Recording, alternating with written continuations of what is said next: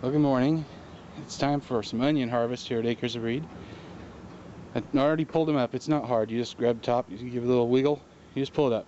So I didn't show that because it is just that easy. We're leaving the ones in that are still green and perky. So you can see how this is laying down. When it's laying down and then starting to die back, you can see how it's starting to yellow. When it gets a little bit closer to the root ball, I'll show you here in a second on the bulbs, that's when you pull them.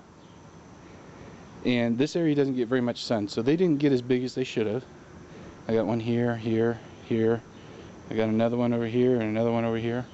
And then over the weekend we went out to see my grandfather, and so I pulled one or two, and we had the red onions on our burgers. And this is what we got today. Now, that's all green. It wasn't dying back very much yet. It's to here. So it could have grown a little bit more. But when it came out, we actually had two that had kind of grown together where the original bulb divided. And so when you take that out, I could replant that and it would get just a little bit bigger before the end of the season. But we want some red onion. We're going to eat them soon. Part of our meal plans, we're doing a bunch of tostadas and burritos and tacos. So we're going to go ahead and take it now. It's fine. And you should know that you can eat these leaves, the onion leaves. Don't eat the brown, but wherever it's green, it's just like a scallion, except it's a little hotter and tastes more like onion. It's a much stronger flavor. They're very, very good in salads. We really like them. So we got 1, 2, 3, 4, 5, and then we had 2 more that we already took out over the weekend. So this is what I was talking about. When the brown on the leaf, I'll get you the full length here, starts to die back to the root ball. You just grab hold of it and pull it up, give it a little wiggle, and that's it. Onions don't grow very deep below the surface. So we're very thankful the Lord has brought forward a beautiful bounty. So we've just pulled them out of the ground as we showed you. And so we're going to clean it now. Real easy. You just use your hose and you just knock the mud off. You give it a gentle rub with your thumb.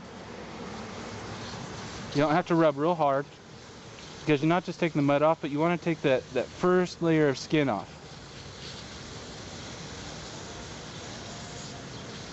It's paper thin. You don't worry about discoloration. You don't peel real hard. We do it out here so we can let the worms eat something. And there it is. Now, if you want to store these long term, you just cut it off 3 or 4, about an inch up from the ball. Just leave it in the sun and let it just dry.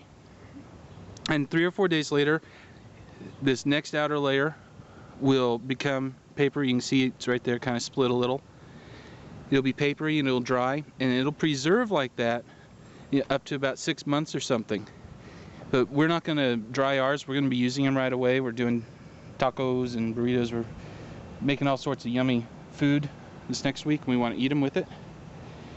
And you can also just dice them up fresh right out of your garden, use them right away, or you can then freeze them directly.